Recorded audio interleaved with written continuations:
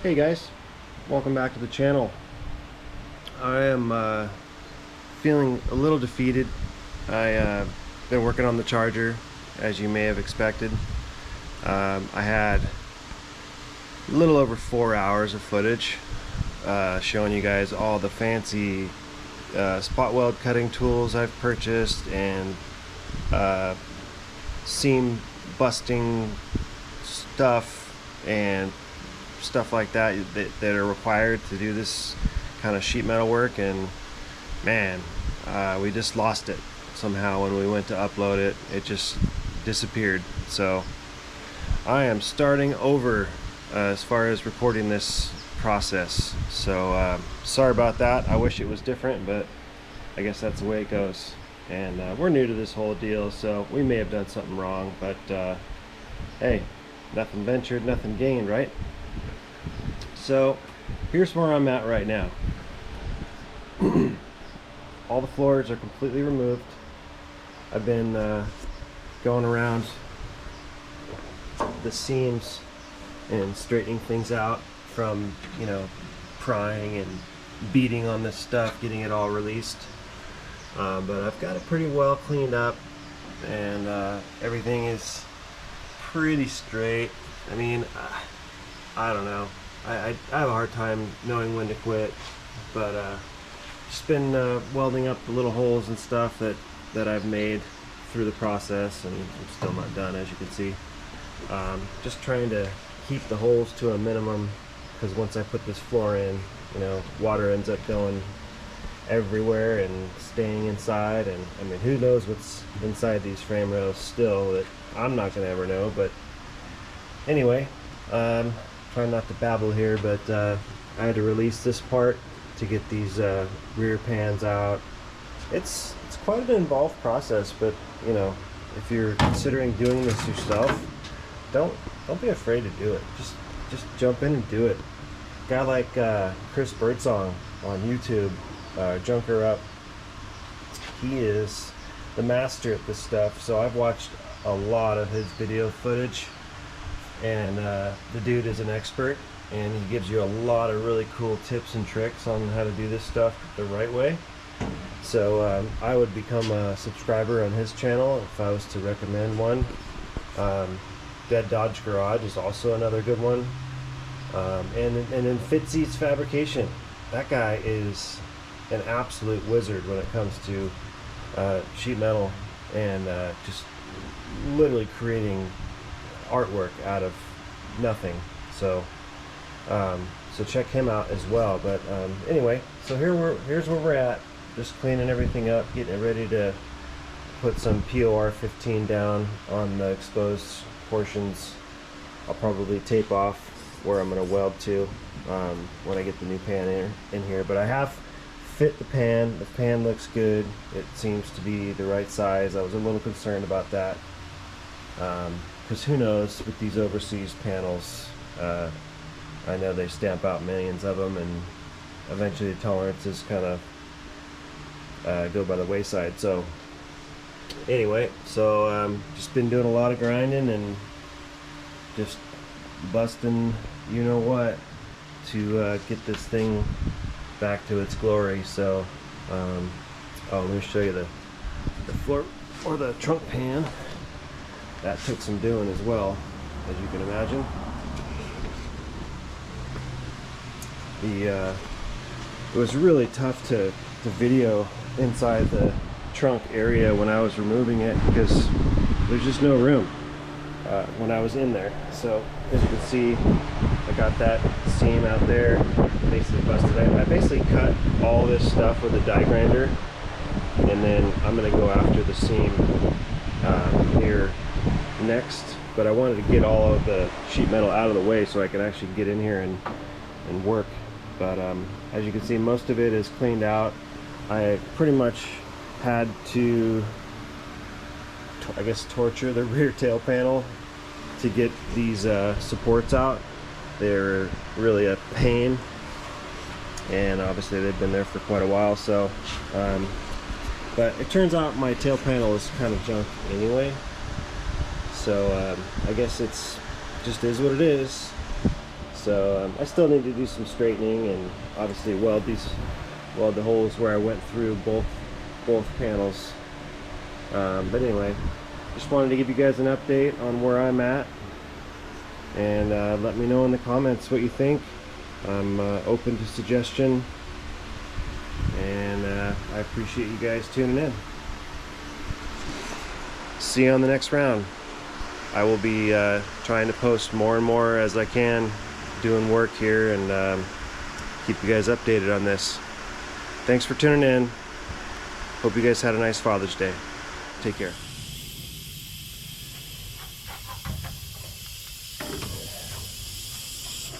I expose these guys. As you can see, there's some rust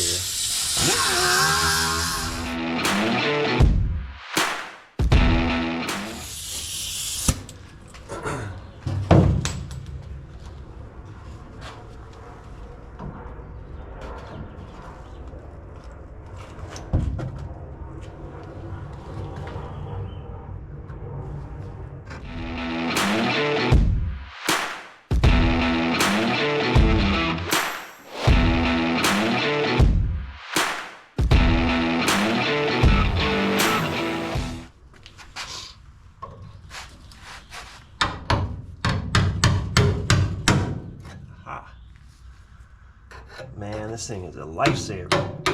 It's crazy. Not lightsaber, lifesaver.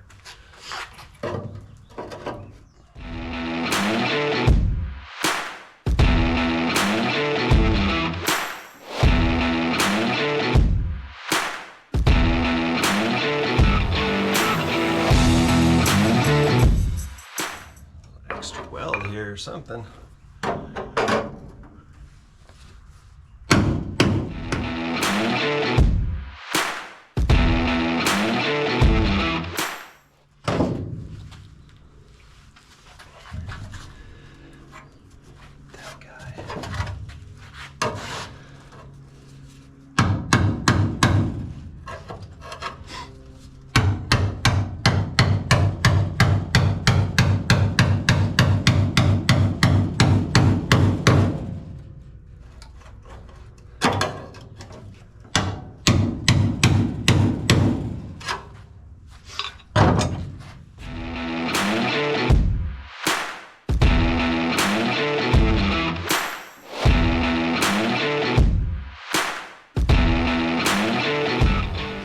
So stupid me, I was telling you that the manufacturer of these guys starts with an S. Well, it's written on there. Steck is the company. I've never heard of it, but they make a heck of a great tool. This is the 20016, which is the 90 model, and 20015 is the straight. So I'm sure you could probably get away with doing everything with this. But I opted for this guy. I mean, it was like $38 for both, so really reasonable stuff. But you could probably see that this guy is going to work really well in this type of a situation here. So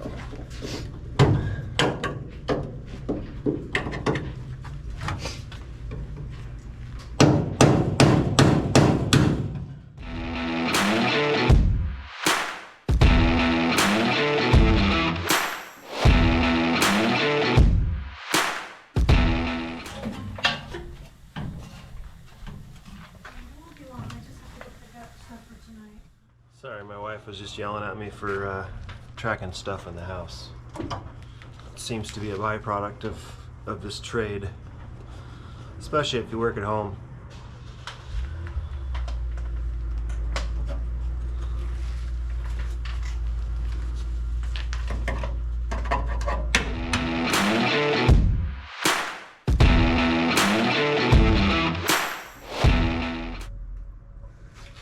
Light. Tear in.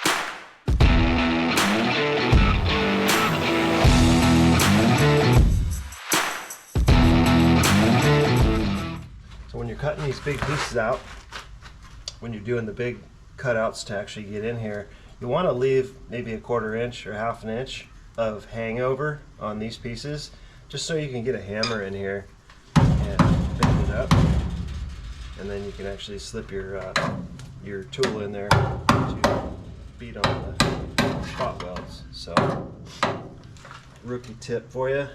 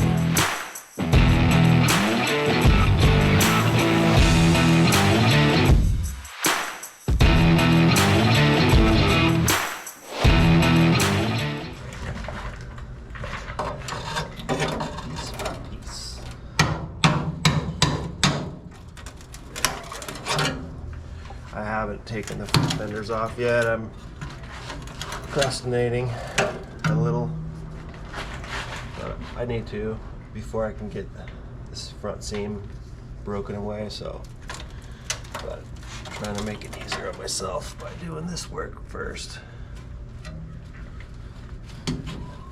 It's crazy how much dirt gathers over, 50 some odd years in these little holes from just driving around.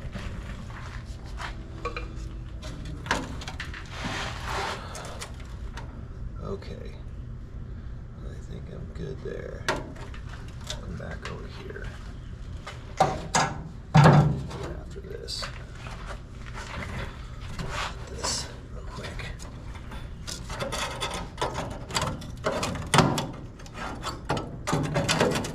So I'm not just going to do a sheet metal on this car on YouTube. I'm actually going to show the entire build process, and I'll do you guys a favor and do a time lapse when it's just repetitive stuff. But this will be our first full build on YouTube. I just never really took the time to do it before and we build cars. So I just finished the C10 about 6 months ago and sold it. And it was a really beautiful truck, but I had to sell it. So taking a different approach now. I'm trying to actually keep the cars that are going without going broke and having to sell them.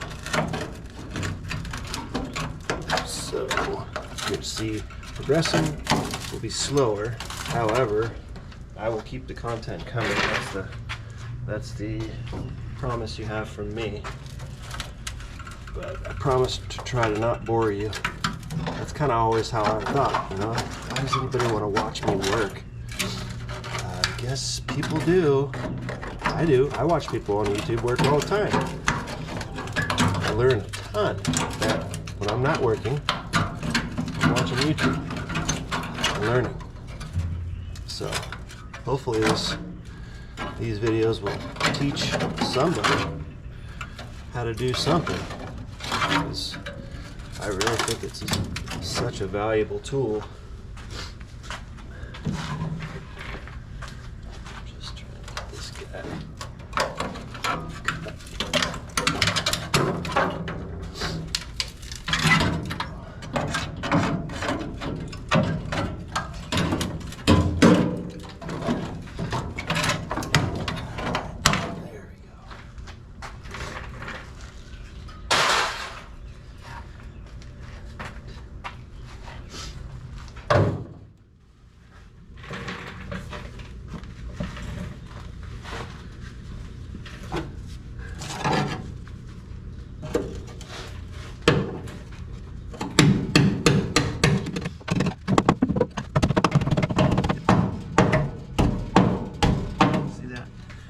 leave just a little bit of a lip there so I can get my chisel underneath it, or whatever you call this tool.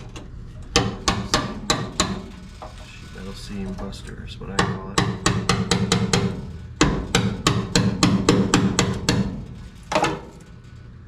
Gift from God is what it is.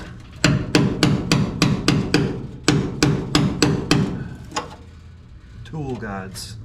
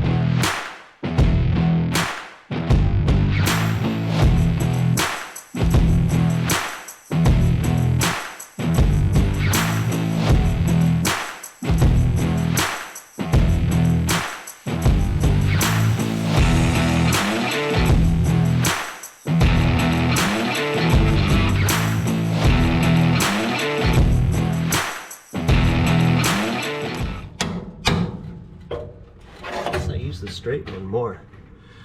This thing kicks ass. Just talking to myself over here, honey.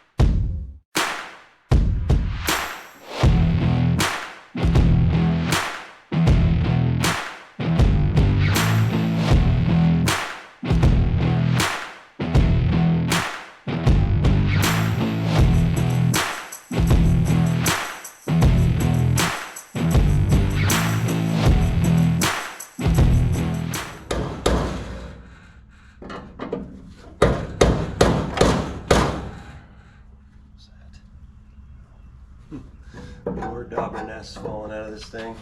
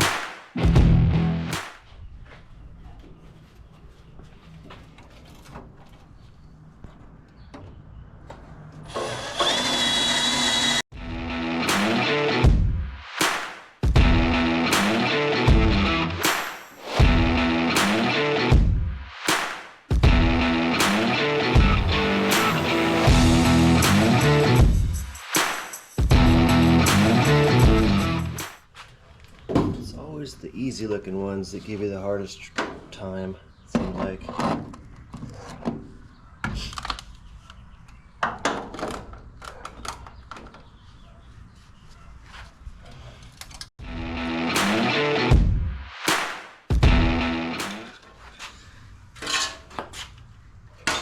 If you stay after it, you will win. I promise.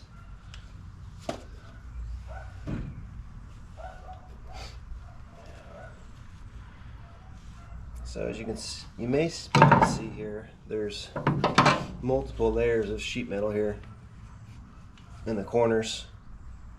Some of it's reinforcement like this right here for the top of the frame. We're not removing that.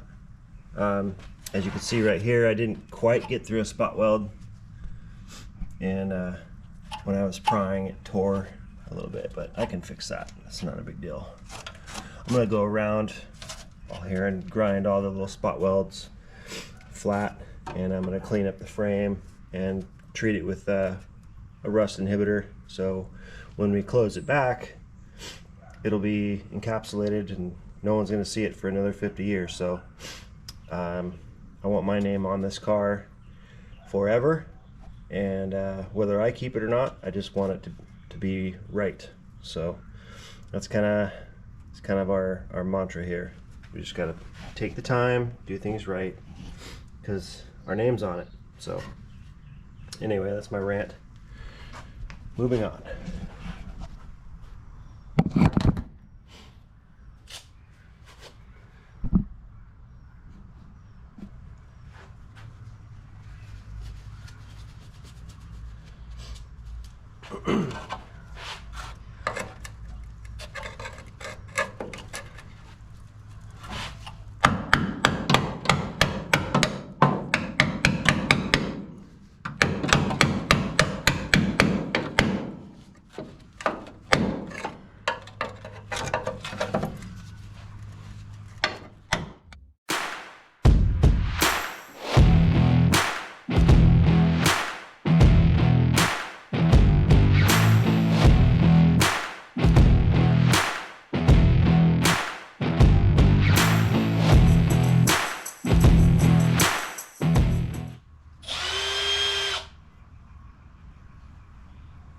You'll notice that I'm not starting with an oiled bit. It tends to skip more. So I get it started and get a nice little pilot hole there to hold the drill bit in the center. And then I oil the bit just to preserve it.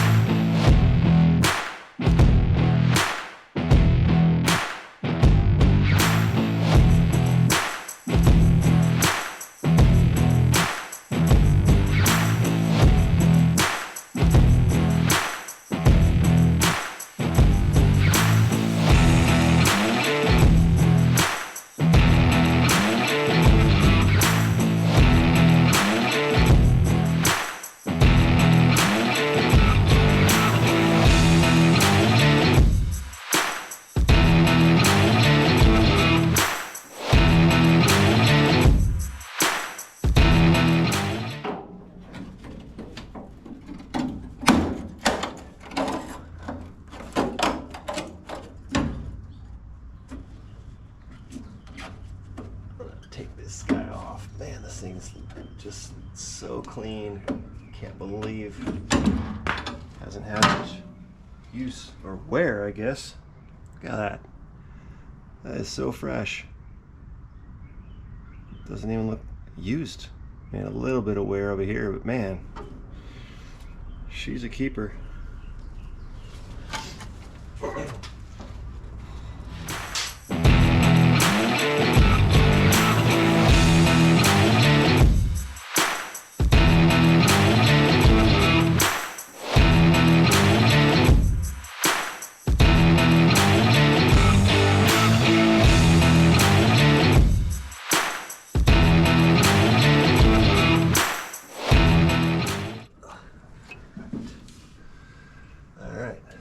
Looking good. So weird. Huh.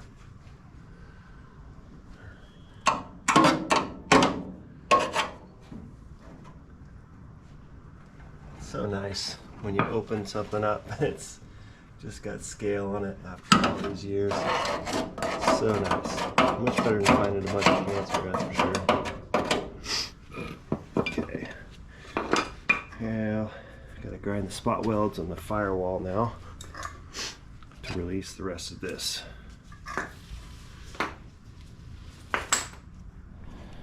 Well, I got the rest of the floor out. The last part was kind of a pain, actually. I cussed a lot and swore up and down and this and that, and I like to keep this channel pretty clean, so glad I didn't record that last part. It's these corners. These corners are really hard to set up and drill the spot welds out, so I'll show you right in here.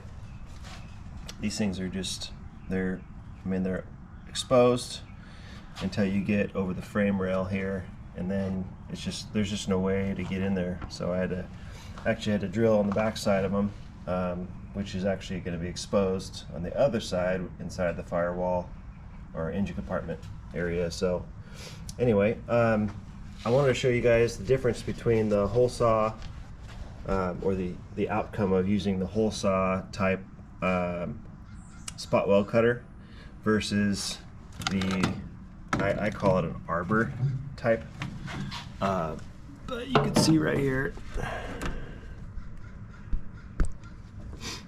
you can see how tall, well, you can see how deep I cut that one right there, but here is the hole saw, and see how that leaves kind of a big nub there. So that's the hole saw type, and then this guy right here is the arbor type, which has a drill bit instead of a guide, I guess you could say. So there's a lot less grinding, in other words, when you use the arbor type. So just keep that in mind when you do this. I mean, time's money, right? Even if you're like me and you just work for free, free labor anyway. But yeah, that's every little bit counts. So I wish I learned before I started this. So now I'm on to cleaning up the the areas where the new floor pans can actually sit on the frame rails. So I'm basically just coming through here and just knocking down those nubs, and then I'll come back through here with a plastic finger brush on my 4.5 inch grinder, and I'll get all the goo and the old body seam sealer and grease and all that stuff off of it. And I gotta clean out these guys too, so I can put some POR inside there. POR is kind of what we do. We really like it. It's a great product.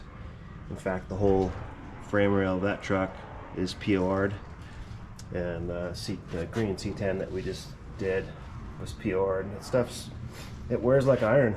So anyway, here we go.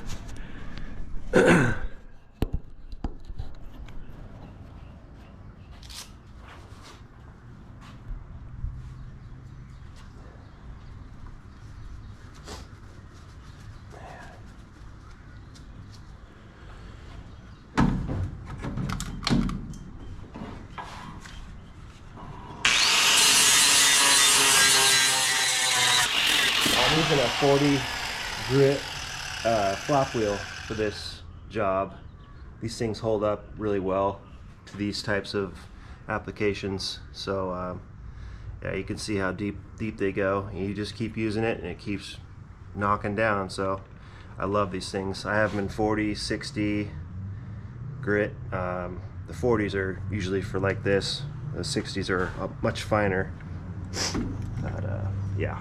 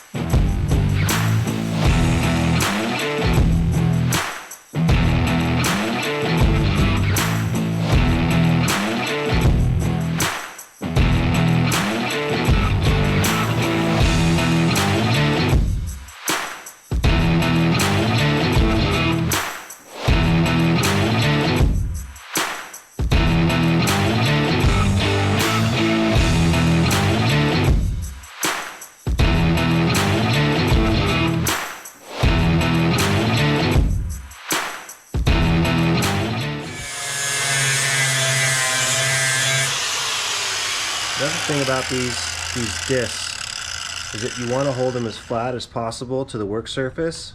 Otherwise they get kind of a crown on them and then they become harder to use, like when you're trying to edge into something or get close to like a wall or an edge. So I always reserve the edges for the tedious tight work, and then your flap disc will actually look like that instead of the front tire of a car that needs its tires rotated, kind of thing, if you know what I mean. I'm not grinding the metal really on the surface itself. I'm just knocking the spot welds down so they're flat. So when we go and fit the floor in here, it'll be, you know, as flat as it can possibly be, and it'll be easier to tack weld, or spot weld rather.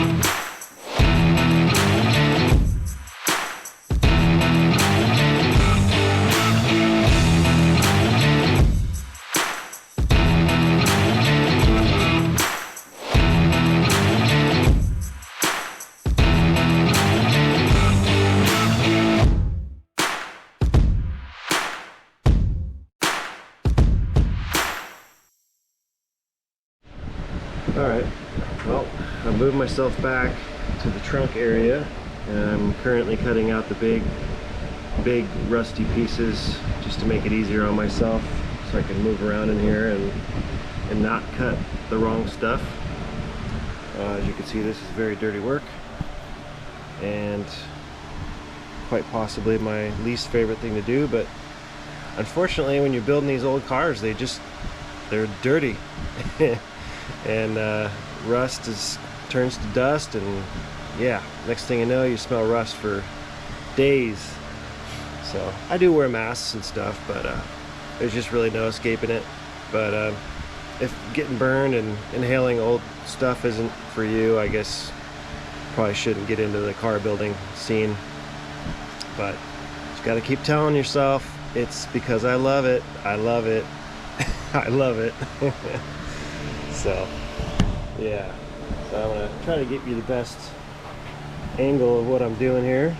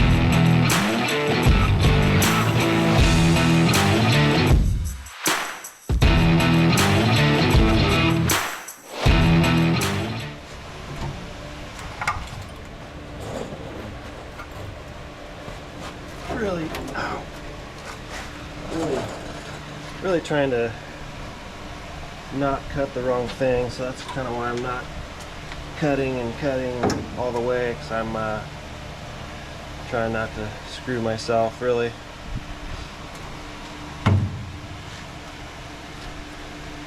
But it's done one way or the other. Ouch.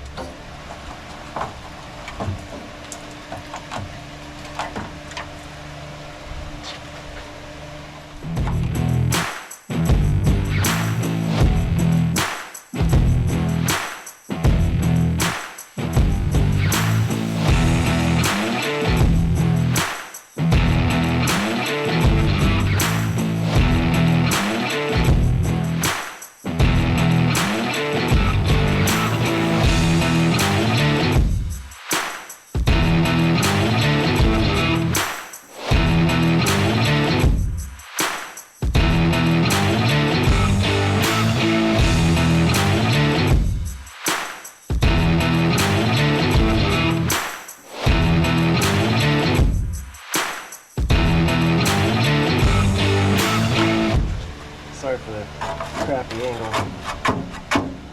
Not a lot of space, as you can see. And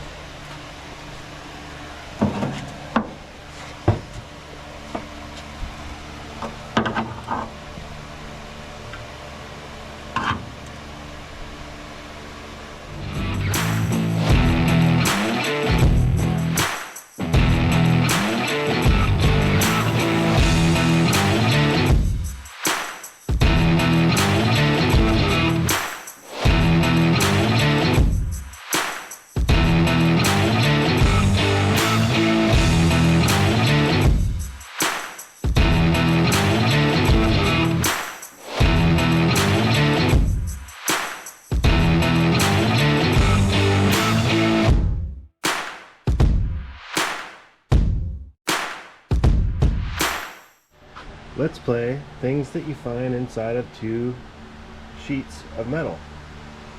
Look at that. That is a shotgun shell. and luckily it's been shot already. Look at all this stuff accumulating over a long time.